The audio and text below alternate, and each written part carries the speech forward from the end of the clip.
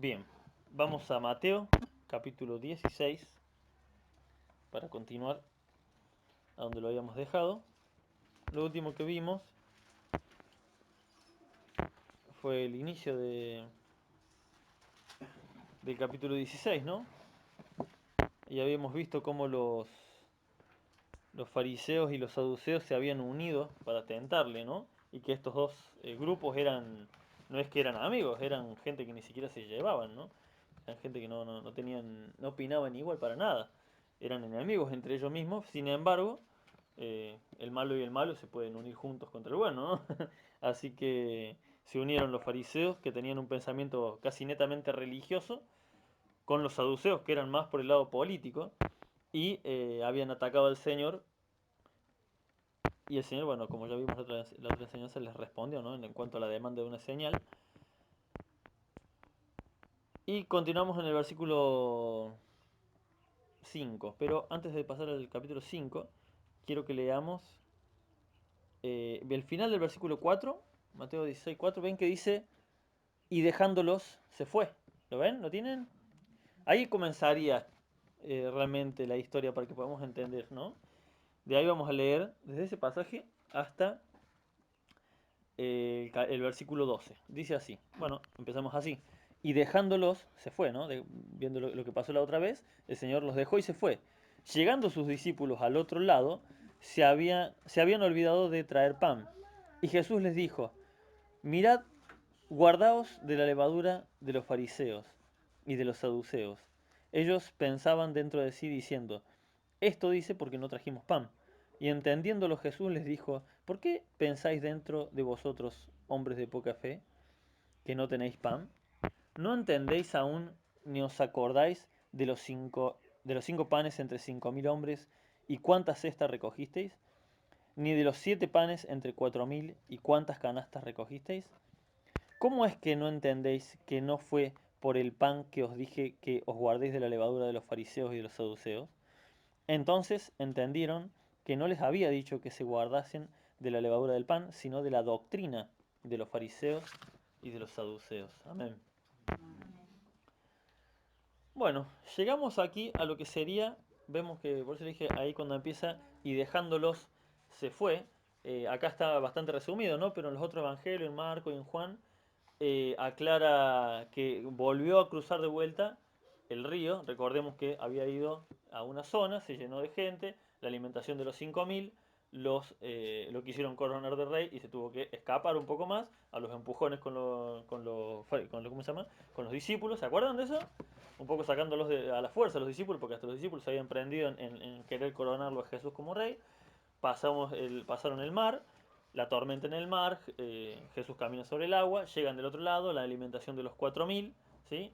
Y luego vuelven a volver hacia este lado, hacia el lado israelita, y pasa lo que vimos hace 2 semanas, ¿no? Que lo vuelven a atacar los fariseos y saduceos.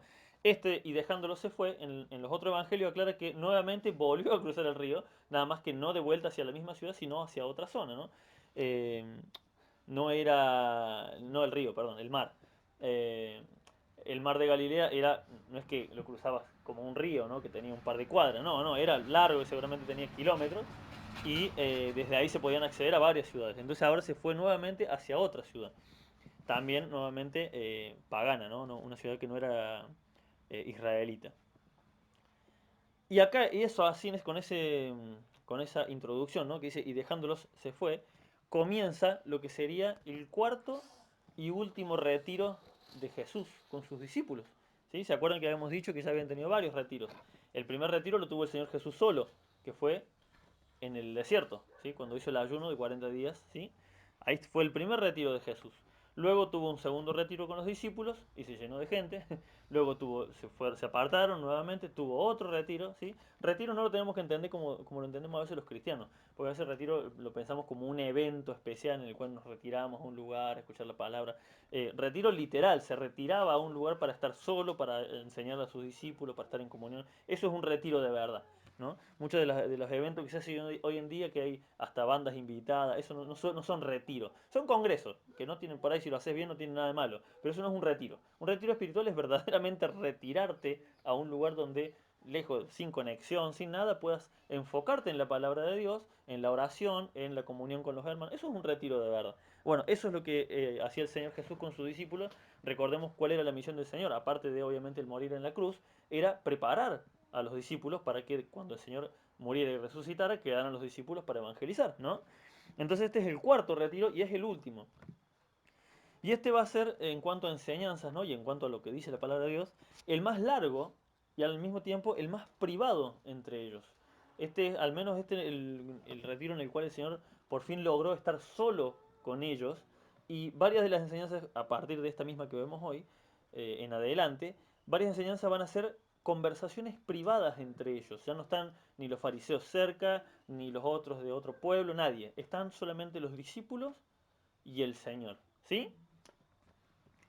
Bien, leamos el versículo 5. Dice, llegando sus discípulos al otro lado, se habían olvidado de traer pan. Y como dije al principio, la introducción sería en realidad, y dejándolos, se fue. Y fíjense que el versículo 5 dice que llegaron sus discípulos detrás de Jesús. ¿Qué significa esto? Que Jesús se fue sin sus discípulos. ¿Sí? Que al parecer Jesús se escapó aún de ellos mismos. ¿Por qué? Buscando un poco de tranquilidad. ¿Sí? Como les decía, un retiro no es un evento. Un retiro muchas veces uno solo puede hacer un retiro. Es decir, esta semana no trabajo y me quedo solo en casa con la palabra, no quiero ni prender la tele. Hasta eso es un retiro espiritual. Porque te retiras de todo lo demás. ¿Sí? Si te puedes dar el lujo. La mayoría no podemos renunciar al trabajo una semana. Pero bueno, hay gente que puede. Entonces, el Señor un poco no solamente se escapó de los fariseos y de los saduceos, sino también de sus propios discípulos para tener un rato, aunque sea un momento de tranquilidad. No nos olvidemos que si bien Jesús era Dios hecho hombre, seguía siendo 100% hombre. Su cuerpo se cansaba, su mente se cansaba, sus oídos deberían estar un poco hasta hartos de escuchar tantas voces todo el tiempo siguiéndolo. Él también necesitaba intimidad con Dios. Él necesitaba con el Padre, me refiero. Él necesitaba intimidad con el Padre y con el Espíritu Santo a solas. Y ya lo vimos en otras oportunidades que decía que el Señor se retiraba solo a orar al monte, ¿no? Bien, acá nuevamente volvió a hacer eso, se retiró solo, ¿sí? Sí, fue sin sus discípulos y después, al parecer al día siguiente o más tarde, llegaron a él sus discípulos.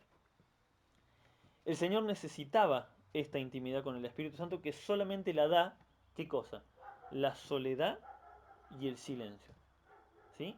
La mejor forma de poder conectarnos con el Señor está buenísimo, obviamente. Es nuestra obligación venir a la casa de Dios, estos estudios, los estudios que hacemos en la casa, pero ahí no está la intimidad con Dios. Ahí está la coinonía, está la congregación unida, ¿no? El amor entre los hermanos. Pero la comunión con Dios la vamos a tener en el secreto de nuestra habitación o en el lugar o en nuestro trabajo, si tenemos la posibilidad, la dicha de tener un trabajo donde no nos están otros hablando y podemos tener un momento de silencio y pensar en Dios y hablar con Dios y hasta, ¿por qué no?, leer la palabra. Ese momento a solas con Dios, ese es el verdadero momento de comunión con Dios. ¿Sí? No es comunión con Dios venir a la iglesia, es comunión con los hermanos, que es un mandamiento. ¿Sí? Pero el Señor estaba necesitando esto, algo más profundo, un momento de silencio y soledad, que muchas veces se nos dice que la soledad es mala. Sí, como todo en exceso es malo. Vivir solo es malo.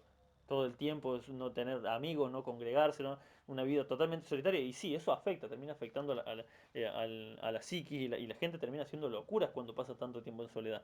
Pero la soledad en sí misma también es una herramienta que Dios nos ha dado para buscar de Dios. Es un momento especial que Dios nos ha dado para que estemos ahí, para que apaguemos un rato la televisión, para que apaguemos un rato el celular, para que nos desconectemos del mundo y aprovechemos a estar con Él. Amén. Bien, eso es lo que estaba buscando el Señor. ¿Por qué? Porque su misión principal obviamente era la obra de Cristo en la cruz, ¿no? Y toda la vida que lleva acá, pero humanamente, como les decía, él estaba en su cuerpo humano, no se puede vivir en el ministerio de día y de noche. ¿Sí? Tiene que haber un momento de descanso. El cuerpo, la mente tienen que descansar en algún momento. No sé si ustedes lo sabían, pero uno de los, creo que ya lo he contado, pero en unas encuestas que se hicieron hace unos años, no unas encuestas, unos estudios, se descubrió que una de las principales causas de muerte y de enfermedades entre pastores evangélicos eran los problemas cardíacos. Fíjense qué loco. El problema de muerte, causas de muerte suelen ser paros cardíacos. Y es muy normal que los pastores tengan problemas cardíacos frecuentes o problemas de presión. Esto es muy normal. ¿Por qué? Porque el ministerio, el pastorado, al menos el que lo quiere hacer bien, no es un juego. No es venir acá, decir una predicación y te vas a tu casa. Hay muchos que hacen eso. Van, que son los típicos pastores a los que todo el mundo critica, ¿no? Que van, agarran la plata, la ofrenda, el diezmo, lo que sea, y no ven a las ovejas hasta el domingo que viene o hasta el sábado que viene, ¿no? Eso no es ser pastor.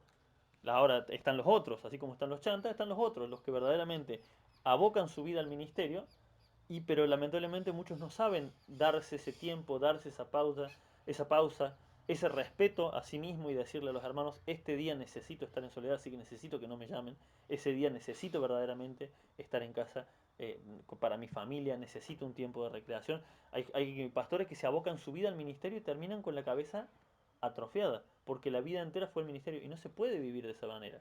¿Sí? ¿Se entiende? Hay una frase que una vez escuché que me pareció muy buena, ¿no? Que hay gente que está tan ocupada en la obra del Señor que se olvidan del Señor de la obra, ¿no? Está todo el tiempo en la obra, no en la obra del Señor, porque la obra del Señor ya está hecha en la cruz, sino que se refiere a la obra del ministerio.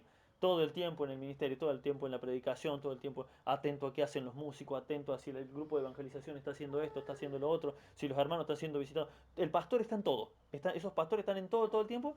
¿Cómo creen que termina esa cabeza al final del día? Sin ganas de nada, no tienen tiempo para atender a sus hijos, a su esposa, ni salir, ni disfrutar, ni de nada.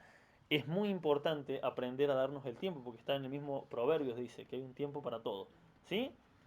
Bien. Entonces por eso que el Señor necesitaba retirarse solo de vez en cuando. Y al parecer en el apuro por buscar a Jesús, al parecer se olvidaron el pan. Se olvidaron o de comprarlo o de hacerlo al pan. ¿Por qué? Porque salieron, al parecer, ¿cómo se llama? Apurados buscando al Señor a ver a dónde se les había ido, ¿no? Y ahí salieron corriendo los discípulos. Dice, llegando, versículo 5, llegando sus discípulos al otro lado, se habían olvidado de traer pan. O sea, cuando llegaron, cuando por fin lo encontraron, dijeron, che, ¿alguno trajo pan? Y ninguno había traído, ¿no? Ninguno se dio cuenta, ¿no? Y Jesús les dijo, ¿sí? Un poco en respuesta a esto, se ve que se dio una conversación entre ellos, ¿sí? Con respecto a que no había pan. Es algo que el Señor estaba escuchando. Y Jesús, aprovechando que estaban hablando del pan, ¿qué hace el Señor acá? Les da una parábola. ¿Se acuerdan que el Señor les había enseñado cómo interpretar las parábolas? Bueno, que lo que el Señor estaba acá haciendo era darles una parábola. Dice, y Jesús les dijo, mirad, guardaos de la levadura de los fariseos y de los saduceos. Obviamente era una parábola, ¿sí? Estaba haciéndoles una enseñanza y tomándolos a prueba a ver si habían entendido cómo se interpretaban las parábolas. Y como siempre digo, nunca hay que menospreciar ni siquiera una palabra ni una forma en la cual está escrito algo, ¿no? Fíjense cómo dice. Usa dos palabras y las dos palabras están en el escrito original. Dice, mirad, hace una pausa y luego dice, guardaos de la levadura de los fariseos. Y esas dos palabras son importantes, no hay que menospreciar, no es que el traductor puso una palabra extra, sino que verdaderamente las dos están en el original porque tienen una importancia. Tanto mirad como guardaos, ¿qué son? Son dos mandamientos. Miren y guarden, ¿sí? Son dos mandamientos directos del Señor hacia sus discípulos. La palabra mirad es la palabra jorao en el original y fíjense, significa fíjense, en el sentido de fijarse en algo, de fijar la mente en algo, no fijarse como nosotros decimos mirar, fíjate, no, fijar la mente en algo y discernir claramente. Eso significa jorao. Fijar la mente y discernir claramente. Como por ejemplo uno cuando se queda pensando en algo, qué sé yo, en la ropa que se va a poner y se queda viendo el pantalón, ¿vieron? Y mira, ¿me pongo el pantalón este o no? Y se queda así colgado mirándolo. Me va a combinar ese color, me parece que me queda apretado, no sé si está limpio. Vieron que uno se queda, ¿qué se queda? Se queda mirando y discerniendo, pensando, me conviene ponérmelo ahora, la ve el otro, y uno está fijo en eso. Es como que los otros pensamientos se borraron. Ahora estoy pensando en si la ropa es la ropa que me pongo para hoy o no. Bueno, así. Miren, fíjense, disciernan esto que les voy a decir. ¿Sí? Así, presten atención de esa forma. Y ahí empieza el segundo mandamiento. El primer mandamiento es, fíjense en lo que les voy a decir. Y el segundo es guardaos, que es la palabra prosejo, y significa prestar atención y también significa tener cautela. ¿Qué significa tener cautela? Tener cuidado. ¿Y por qué yo tendría que tener cuidado de algo? ¿Por qué yo tendría que andar con cautela de algo? ¿Ante qué situación uno tiene que andar con cuidado? Ante una situación de peligro. Ujú, exactamente. Ante una situación de peligro. ¿Sí? El Señor le está diciendo, hay una bandera roja les estaba diciendo el Señor. Miren, primero, mirad, tengan cuidado, disciernan lo que les voy a decir. Guárdense, ¿sí? Prosejo, tengan mucha cautela de qué? De la levadura de los fariseos. Y aquí es donde el Señor les estaba haciendo la parábola. Vamos a ir al versículo 12, vamos a saltarnos esta parte del medio, que después la vamos a leer, pero vamos a ir directo a qué es lo que el Señor les quería decir. Después vemos la reacción de los discípulos. Pero vamos primero a qué es lo que el Señor les estaba diciendo. Entonces entendieron que no les había dicho que se guardasen, o sea, que tengan cuidado con la levadura del pan, sino de la doctrina de los fariseos y de los saduceos. Esa es la levadura de los fariseos, la levadura de los fariseos. Cuidado con la... ¿Con qué? Dice. Con la doctrina. Esa es la levadura a la cual se refiere el Señor. La levadura se usa varias veces en distintas maneras, ¿no? Por ejemplo, vimos cuando el Señor hace las parábolas del reino, que la levadura es usada como algo bueno, de hecho. Dice que el reino de los cielos es como un poquito de levadura que fue puesta en la masa y luego todo fue leudado. Haciendo una parábola de qué? Del reino de Dios. No quiere decir que la levadura sea mala, simplemente en ese momento se usó la levadura como un ejemplo de cómo con empieza poquito y luego crece grandemente. También en la palabra de Dios se usa la levadura como sinónimo del pecado. Un poquito de levadura leuda toda la masa, dice el Señor. ¿Sí? Ahí se lo usa como pecado. Pero acá se lo usa como sinónimo de doctrina. ¿Sí? ¿O qué es la doctrina? La enseñanza. ¿Sí? Y la levadura, ¿por qué usa la levadura? Porque es un ingrediente en la fabricación del pan. Es un ingrediente minúsculo, porque lleva muy poquita levadura, pero que hace un cambio grandísimo entre el inicio y el final. El pan sin levadura básicamente termina siendo casi del mismo tamaño de la masa cuando lo amasaste y lo estiraste. El pan con levadura termina siendo una cosa grande, ¿sí? Que en realidad está llena de aire, pero bueno, termina viéndose mucho mejor y es más amable a la hora de comerse porque no es tan duro. Sí, exactamente, rinde más también. Bien, tiene varias propiedades buenas la levadura. Pero bueno, el Señor acá lo usa como algo negativo, así como cuando también se usó como el pecado, acá se usa como una doctrina o una enseñanza torcida de parte de los fariseos. Asimismo, ¿sí? como la levadura causa ese efecto en el pan, las doctrinas que no son bíblicas, no son 100% bíblicas, causan ese mismo efecto en las congregaciones. Terminan causando un efecto bastante grande, que no era tal vez el esperado al empezar.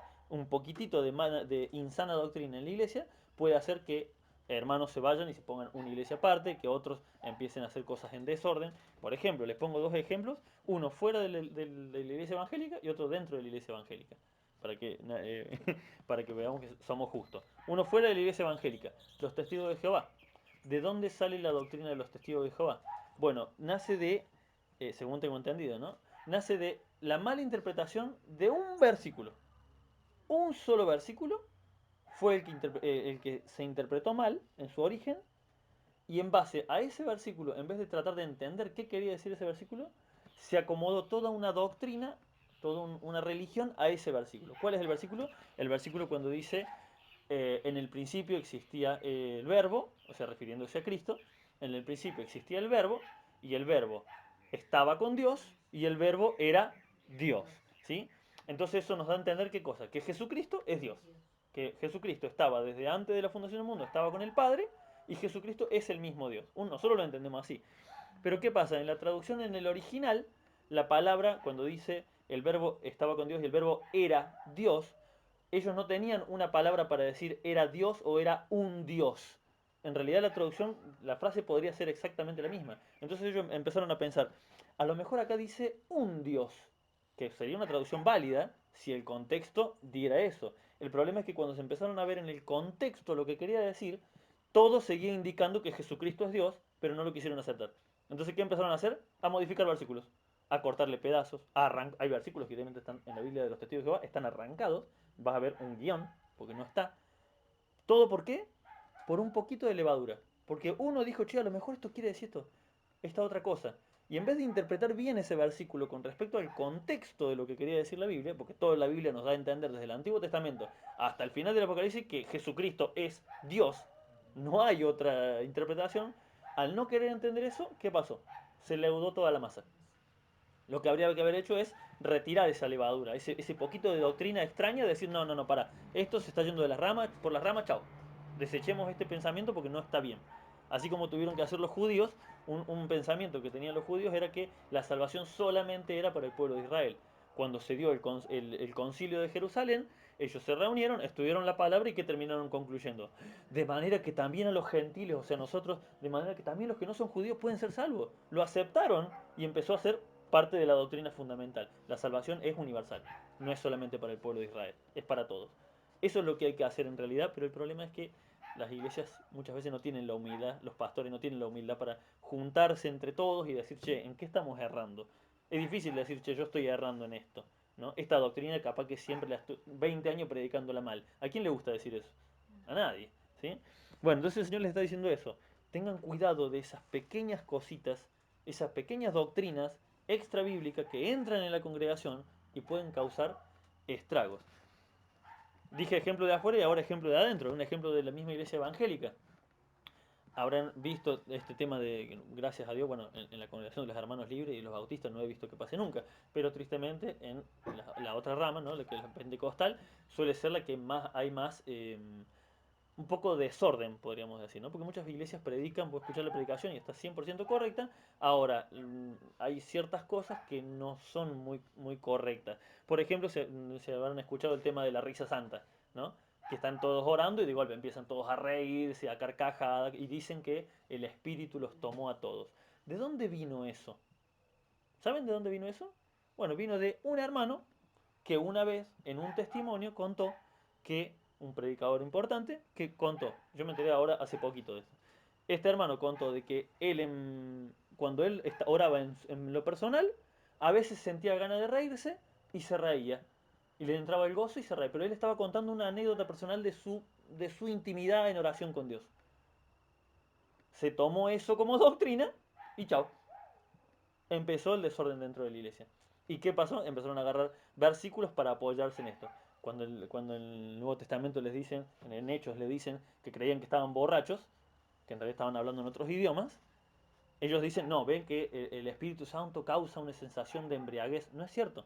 Estás torciendo toda la palabra para hacerle decir algo que no dice. Esa es la levadura de los fariseos. Es una pequeña doctrina sacada de contexto que va a ser un desastre si no la sacas cuanto antes. Por eso el ejemplo de ¿cómo se llama? La comida en la Pascua era el pan sin levadura, porque representa precisamente eso, un pan íntegro, que no tiene nada fingido, ¿no? El pan leudado es un pan lleno de aire, en realidad. Se ve grande, bonito, pero no tiene nada. Después lo aplastás así, no tiene nada por dentro, es aire. Bueno, el Jesucristo era el pan sin levadura, o sea, el hombre sin pecado. Nuestras predicaciones tienen que ser predicaciones sin levadura. En lo posible que lo que yo les hable vaya apoyado por la palabra de Dios, no por mis experiencias, no por mis testimonios, no porque yo hice esto. Puedo contarlo, pero siempre tengo que aclarar, esto fue una experiencia mía. Esto no quiere decir que usted vaya a su casa y haga esto. No, no es lo correcto. Hay tristemente, muchos predicadores que predican así. Yo hice esto y me funcionó, así que usted hágalo así. No, Dios no obra igual con todos. Bien, lo que Jesús les estaba diciendo es que tengan cuidado de esas pequeñas sutilezas porque pueden causar terribles daños, tanto en la congregación, en el caso de nosotros que estamos en este momento, como daños personales, ¿no? A cada persona le puede afectar y terminar volviéndose contra su pastor o contra su congregación por haber no entendido o haber traído de afuera una doctrina extraña. ¿Amén? Por eso es tan importante esto que estamos haciendo acá. Saben que, aparte, ya sé que todos van así, bueno, el estudio de la palabra, pero ¿saben cómo estamos estudiando la palabra? Estamos estudiando de forma sistemática. Vieron que agarró, cuando el pastor nos recomendó, bueno, en aquel tiempo con Guillermo y con él, reestudiar Primera de Juan. Todo Primera de Juan desde principio a fin. Segunda de Juan, Tercera de Juan, Primera de Pedro, Segunda de Pedro. ¿Sí? Eso se llama estudio sistemático. Vos lo agarras desde el principio y lo analizás hasta el final. Acá en Mateo, ¿qué estamos haciendo? Analizando versículo a versículo, como les decía, lo de mirad y guardaos. ¿Sí? Eso es estudio sistemático. Vas estudiando versículo a versículo, palabra a palabra, sin saltearte nada. Esa es la mejor manera de estudiar la palabra de Dios. ¿Por qué? Porque impide esas cosas de doctrinas raras. Las doctrinas raras suelen ser precisamente eso, agarrar un versículo que está colgadísimo en algún lado y traerlo y predicar solamente sobre ese versículo toda una enseñanza. Eso lo puedes hacer bien, pero también puede dar pie a doctrinas erradas. La forma más correcta es esta, es el estudio sistemático. Y esto no solamente para la iglesia, en nuestras casas es así. Tampoco es bueno estar agarrando hoy un versículo de acá, otro versículo de otro libro. No, no, hay que agarrar un libro y terminarlo entero para poder entender la historia. Nadie agarra un libro y lo empieza a leer de la mitad en adelante, en un libro de historia, por ejemplo. No, la gente lo lee desde el principio hasta el final. Esa es la mejor forma de estudiar la palabra de Dios. Bien, continuemos, porque si no, no terminamos. Estoy alargando mucho. Versículo 7. Dice, ahora sí vamos a la... Esta es la enseñanza que el Señor les quería dar, ¿no? Ahora vamos a la reacción de ellos. Versículo 7 dice, ellos pensaban dentro de sí, diciendo, esto nos dice porque no trajimos pan. Yo no sé la verdad que te... Como bien conté, no sé qué tenés en la cabeza. No sé qué tenían en la cabeza ellos en ese momento. Cómo estaban tan preocupados por el pan de no darse cuenta de que en realidad simplemente les estaba diciendo una parábola. Era obvio que era una parábola. Pero bueno, el momento, no sé qué habrá sido de ellos, ¿no? El mismo Señor, vamos a ver más adelante, que les recrimina. ¿Cómo es que no entienden esto? ¿Cómo es que no se dan cuenta que no les estoy reclamando sobre el pan? Jesús le dijo, mirad guardado de la levadura de los fariseos y de los saduceos. Ellos pensaban dentro de sí, diciendo, esto nos dice porque no trajimos pan. O sea que, según ellos tal vez pensaron que los estaba retando irónicamente, a lo mejor, ¿sí? A lo mejor como que entendieron que eso de que se libren de la levadura de los fariseos y los saduceos, un poco en tono irónico, tal vez el Señor Jesús les estaba diciendo, no van a querer traer pan, ¿no? ¿Para qué? Una cosa así habrán entendido ellos. No sé qué entendieron, porque ellos creyeron que les estaba recriminando sobre el pan, pero nada que ver. Versículo 8 dice, y entendiéndolo Jesús, porque fíjense que dice, y pensaban dentro de sí, no es que lo estaban diciendo, estaban todos pensándolo calladitos. Y entendiendo Jesús, perdón, aclaro una cosita que se me viene en este momento a la mente. Por ejemplo, que acabo de leer, es otro indicio de la palabra de Dios de que Jesucristo es Dios. ¿Cómo él iba a entender lo que los otros estaban pensando?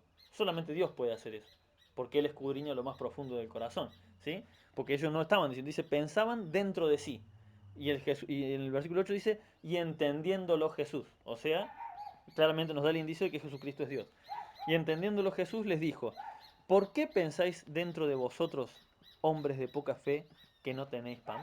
¿Por qué piensan que que no tenían pan? ¿Por qué piensan? ¿Tenían pan o no tenían pan?